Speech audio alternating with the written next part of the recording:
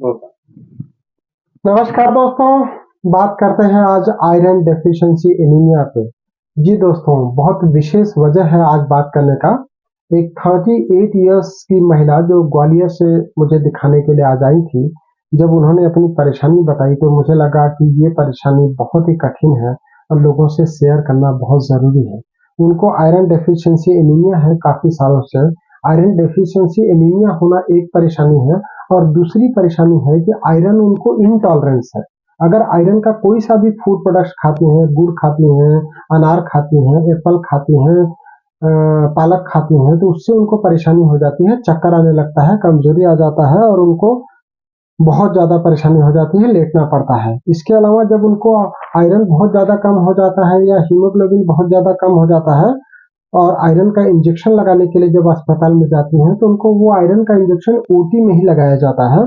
और जब वो आयरन का इंजेक्शन लगाया जाता है तो उस समय उनके साथ एक न्यूरो फिजिशियन और एक कार्डियोलॉजिस्ट दोनों पूरे समय तक लगभग 6 घंटे तक ओटी में उनके साथ होते हैं।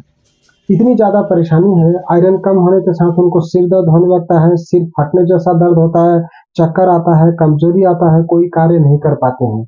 और जब आयरन का इंजेक्शन लगाती हैं तो उसके बाद 7 दिन तक उनको बिस्तर पर लेटना पड़ता है।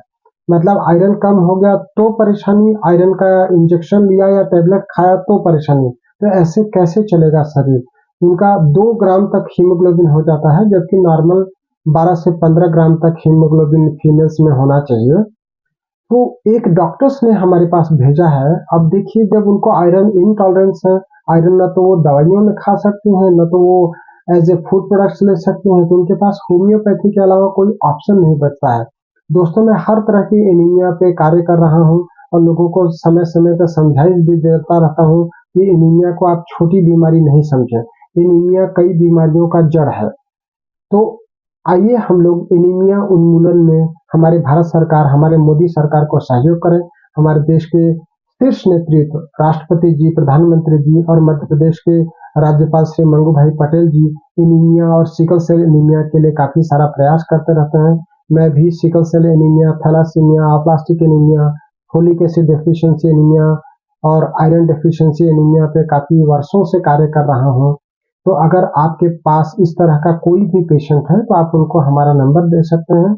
हमारा पूरे देश में केवल एकमात्र संस्थान है इंदौर में, advanced homeo health centre and homeopathic medical research private limited, Indore में गीता भवन चौराहा के पास में है, मयंक अपार्टमेंट में। किसी भी प्रकार के मिलते जुलते नामों से आप सावधान रहें।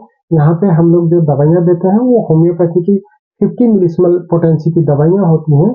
फिर भी कई बार मरीजों को उनकी बीमारी की कंडीशन के ऊपर कार्य करने में समय लग जाता है। कई बार मरीजों को 1 से 2 साल भी लगता है आराम आने में।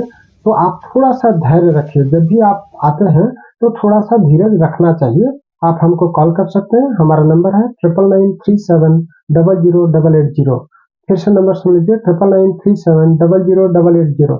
थैंक यू, धन्यवाद, नमस्कार।